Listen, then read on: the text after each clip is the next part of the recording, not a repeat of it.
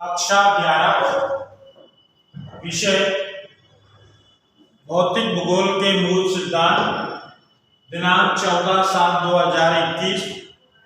आज हम जो अध्ययन कर रहे हैं पृथ्वी की उत्पत्ति के संबंध में, वे उसके विकास के संबंध के अंदर कि हमारी जो पृथ्वी की जो उत्पत्ति है कैसे हुई, कब हुई, इसका विकास कब हुआ, कैसे हुआ, इस संबंध के अंदर बहुत सारे जो दार्शनिक हैं और वैज्ञानिक हैं, इनकी अलग अलग ढंग से कुछ परिकल्पनाएं हमारी जो पुस्तक में दी गई है। तो सबसे पहले एक प्रमुख जो परिकल्पना आती है पृथ्वी की उत्पत्ति के संबंध के अंदर एक सिद्धांत आता है, आरंभिक सिद्धांत। वैज्ञानिकों ने ये जो सिद्धांत है बहुत लोकप्रिय सिद्धांत है। जर्मन जो दार्शनिक हैं जिनका नाम है इमानुअल कांट। इमानुअल जो कांट महोदय ने इस सिद्धांत का प्रतिपादन किया। कब किया?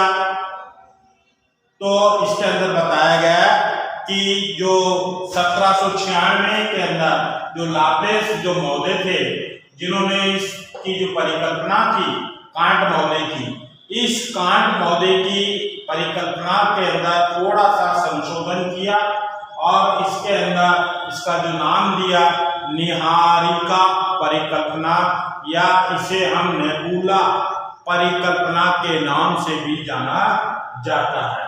तो नेबुला परिकल्पना क्या है या निहारिका परिकल्पना क्या है, तो इसके बारे में हमको मालूम होना चाहिए। ये एक ऐसी परिकल्पना है, यह अंतरिक्ष में स्थित हल्की गैसें होती है। हमारा जो अंतरिक्ष होता है, अंतरिक्ष के अंदर कुछ जो गैसें होती है हल्की, जैसे हाइड्रोजन और धूल के जो कण होते हैं ये होते हैं, और इसके अंदर विशालकाय बादलों को ही हम क्या कहते हैं, जो हाइड्रोजन और धूल के जो विशालकाय जो बादल होते हैं, इसको ही हम क्या कहते हैं, निहारिका या नेबुला हम कहते हैं। इस परिकल्पना के अनुसार ये ग्रहों का जो निर्माण हुआ वो धीमी गति से घूमते हुए पदार्थों के बादलों से हुआ। धीरे धीरे ग्रहों का निर्माण कैसे हुआ?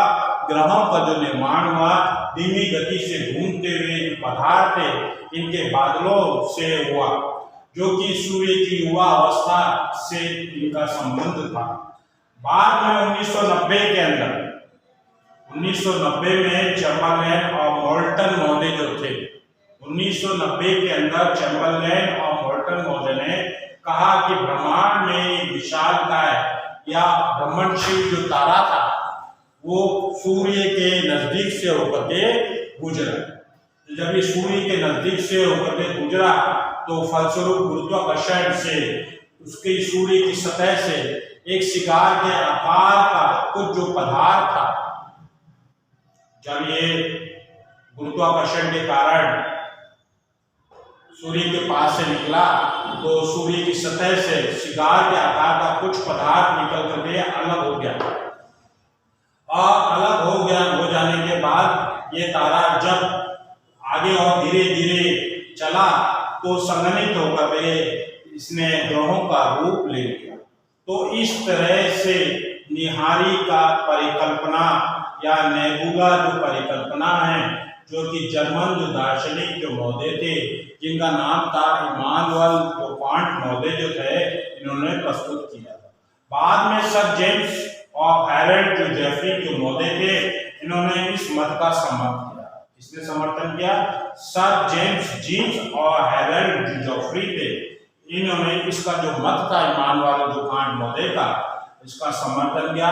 और 1950 में रूस के ऑटो और जर्मनी के जो कार्ल वाइजास्कर महोदय थे, इन्होंने भी निहारिका जो परिकल्पना थी, तो निहारिका परिकल्पना के अंदर कुछ संशोधन किया, और इनके अनुसार ऑटो और जर्मनी के कार्ल जो वाइजास्कर है, इनके अनुसार ग्रहों का निर्माण जो हुआ घर्षण के कारण तस्तरी के आकार से ग्रहों का जो निर्माण होता है, ग्रहों का जो आकार है ग्रहों का जो आकार कैसा, तस्त्री के आधार पर, किसके कारण हुआ, घर्षण के कारण हुआ। इस तरह से हम देखें पृथ्वी की उत्पत्ति के संबंध के अंदर जो आरंभिक जो सिद्धांत है, कुछ जो वैज्ञानिक हैं जैसे कांट महोदय है, और कांट महोदय के बाद हमने देखा कि मोल्टन महोदय है, सर जेम्स जीन्स महोदय है, हेरल्ड जॉफरी महोदय है, और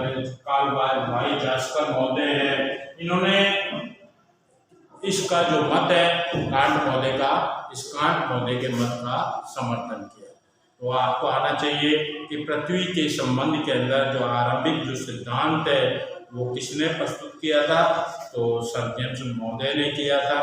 ठीक है, लाप्लेस कौन था ये आपको मालूम होना चाहिए। निहारिका या नेबुला किसे कहते हैं ये आपको मालूम होना चाहिए।